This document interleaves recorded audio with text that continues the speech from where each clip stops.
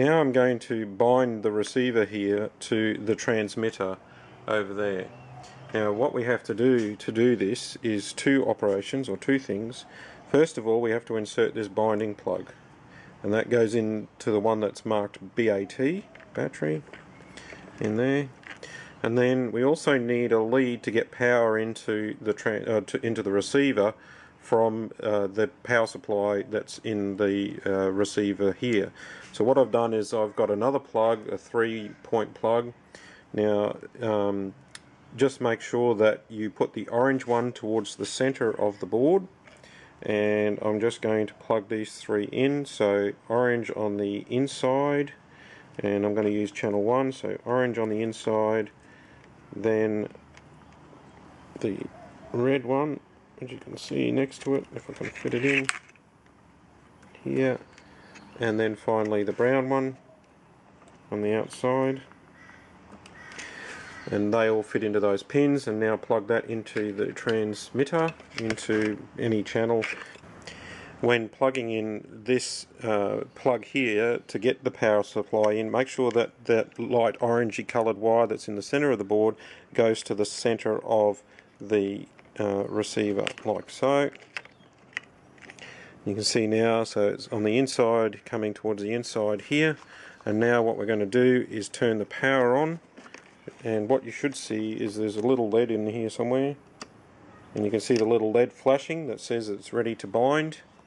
So now we get the transmitter here, and what I've done is to make sure that all of the trim tabs are centered.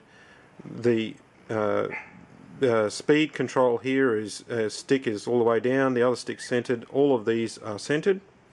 And so what you do is you hold down the binding button here, click that on. Now if you watch the LED over here, I'm going to turn this on, and straight away it goes solid red, which indicates that it's bound. So now that receiver is bound to that transmitter and is ready to go. Once the receiver has been bound, the next step is to plug it into the board. Now care needs to be taken. It's this battery one. You might be able to see if I zoom in, maybe not. That top one says battery, and that one needs to be on the end. And you can see here there's at the end of the plug there's 3 spare holes, and you need to make sure that the battery one aligns with that, and the rest of them up here. We're just going to test the board now by turning on the power switch that's on here that we've hooked up. Turn on the power switch.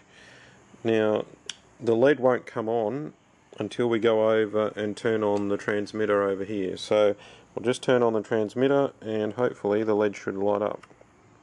There it does, so it's ready to go. I was going to try and use as much of the locomotive's wiring as possible, but it seems that the wiring circuit, when I've had a closer look at it in the diagram here, won't permit that. Where are we? In the back here. Even with the DC wiring connections, if I look at that, there's no way to actually access the motor directly. It has to come through the polarity switch and this board, which has got a whole heap of stuff on it here that you can see, and that's where you can, if you are into DCC, you can wire in the DCC side. So what I'm going to do is gut the wiring. I actually prefer to do that anyway, but for this installation I was going to try and do something a little bit see if we could sort of plug and play it, but we can't. So what I'm going to do is pull out all of the internal wiring, because to be honest it's just complicates matters no end. The wiring is so much simpler if we can just have the 2 wires out of the tender with the power going straight to the motor plus the headlight as well. Now to access that, the first thing you have to do is pull out the smoke box, the smoke box end. And then there's 2 little screws that are down here that hold the smoke unit in, which I've just removed, and then you can basically pull out the whole lot. Just be careful, there's a couple of wires here that hook up to the headlight, just to make sure they're not hooked up, and then you can basically pull out the whole board here, which you can see is extremely complicated for a DC locomotive. And yes, I know they've got to have all this fancy firebox and stuff like that, but it's horrendously complicated. That's the smoke unit there. There's some diodes here for controlling the leads and so on, but what I'm going to do is actually gut this whole lot. Just find the two wires that come out to one of the polarity switches, which I've seen on the wiring diagram, connect direct to the motor, and I'll wire up the headlight independently. If you've never seen one of these, they're actually quite sneaky. I couldn't figure out how the wires on this headlight actually got connected, but what they do is they run down through each metal bracket here and connect down the front. So we're going to gut all that, and then we should make it a lot easier for us. I've now gone and rewired all of the locomotive up for the RCS Professional. What I've done is actually used one of the existing plugs. This one was originally on the motor. I've removed the one on the motor and connected that up to the front headlight to use this plug, and that fits into the small plug underneath the tender here, so I can use that existing one. But also I've got some more plugs that I've used from the RCS 10-lock installation kit that you can get for tender locos, which is really good because it has that switch that we've connected up on the front of the board here, up in here, for the on-off switch and the charging jack and everything. So what I've had to do is basically bring those wires back, have a female plug on this end to come through for the motor wires. So these are the motor wires. They go into this socket here, and the headlights have to go into here. Now there's a common switch. If you look here on the wiring diagram, these are the wires that go up to the headlight here. And so what I've got to do is connect those in, one into the front one, and then the other wire into the plus. Now if I had a reverse headlight, or a headlight on the tender for reverse, then I would hook up the R light for the reverse and the other wire into the plus.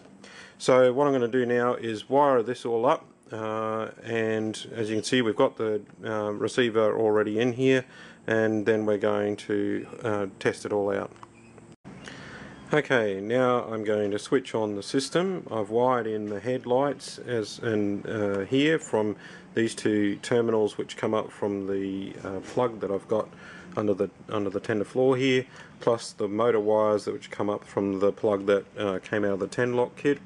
Now these two wires are plugged into the headlight terminals here. Those two wires are plugged into the motor terminals.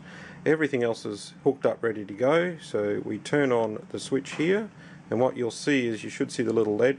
Well, it won't come on yet. So what I'll do is I'll focus on that little LED there, stop shaking, and turn on the radio, and as you can see, it's come on. So that's an important part of the system. So we've actually managed to turn it on. The receiver has detected the transmitter, and everybody's talking happily. The other way to check if everything is working correctly now is when I switch the system on, the front headlight should flash 3 times and then come on solid to indicate that we've got the right direction, or that the system, the receiver has detected the transmitter. And as you can see there, it's all connected up correctly. So now we can begin the calibration process, because as soon as we switch this system on, it has no idea as to what the ranges are for any of the sticks or anything. So we have to calibrate the whole system now, and we'll do that next. Okay, now we're going to do the calibration. So we come through to the instruction manuals here that you can get off the RCS website for this particular professional series that I've got, and the Hobby King radio, which you can see over here is the Hobby King radio. You can see that that's switched on. I'll turn that off at the moment. So what we have to do is follow the instructions here. So the first thing to do, it says, is to turn on the transmitter on, make sure the throttle stick is down, and we've got a 0 speed on here. Okay, so throttle stick is down. Let's turn on the, I'll turn off the, the receiver first. So turn on the transmitter is on. Now we have to push and hold down the programming button here and turn on the switch. And what that's going to do is put the system into programming mode. And if you have a look on the front headlight, it's flashing quickly to say that it's in programming mode. And so what we have to do is move the sticks up and down several times. Same with the forward and reverse direction. Now notice that all the trim tabs have to be in the center. Okay, otherwise if you've adjusted any of those and go through the calibration process won't work properly. So up and down, up, wait a bit, bring down, same with this one, up, wait a bit, bring down, down, and let go into the center. So once all that is done, all we have to do then is, once we've actually completed that, is press and release the push button to move out of programming mode. And now you can see the headlight has come on solid, we're ready to go.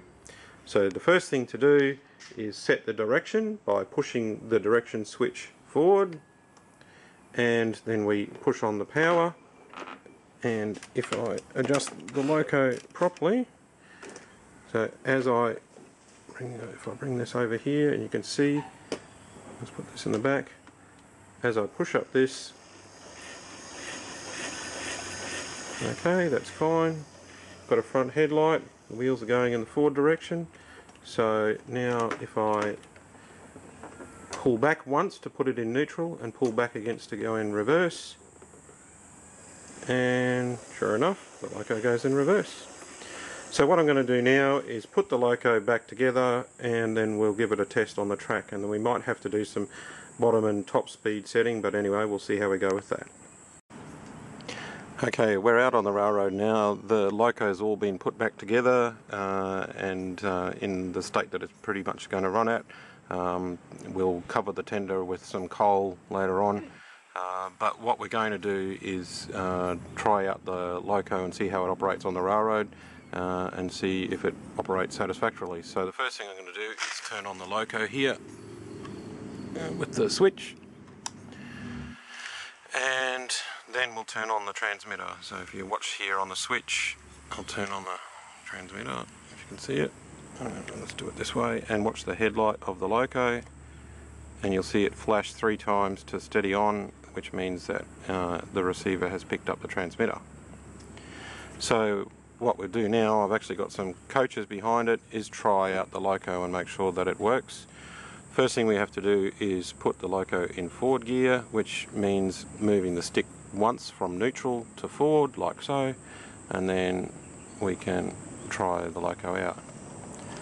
And as you can see, it seems to be operating satisfactorily. We'll just bring it back here just to make sure it does operate properly. So I've just moved the stick back once to neutral and then again back to reverse, and if we push this up you can see that it's working again correctly. If you have a look at the other videos that I've posted, you'll see how to actually operate this with the momentum control, but anyway, this seems to be working. I'm just Connor, can you just uncouple that loco there, and we'll just try its top speed and bottom speed. So we're just going to try it in forward gear and just make sure that it moves off pretty well. So we get about probably about 3 or 4 clicks before the loco works, which I don't mind. And let's see about top speed. Top speed seems to be fine, so I think that should be okay. I'll just bring that back. Once down for neutral, once down for reverse. Bring it back and couple up again. I'll just couple that up to the train, which we've got. Put it in forward, and you should see the headlight come on, and away we go. See how that goes with the train.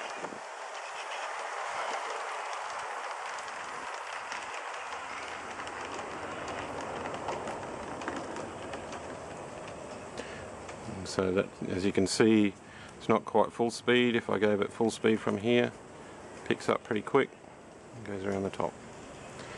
So I think that seems to be working correctly.